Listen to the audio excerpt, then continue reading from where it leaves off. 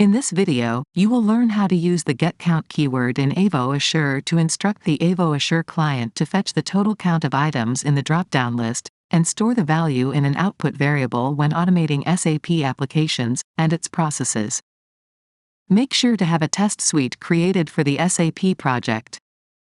Click the Test Steps node get_count_SAP_application, and select Design Test Steps from the context menu. In the Design Test Steps window, add a new step.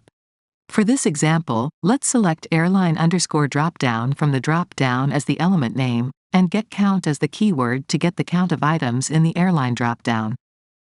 Enter the result within curly brackets in the output field to fetch the value obtained by the keyword.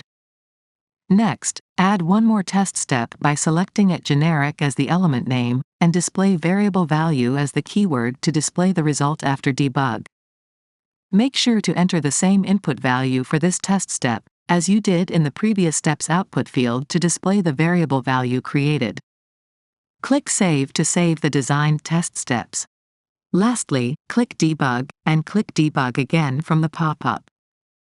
This will debug the designed test steps, and fetch the total count of items in the drop-down list.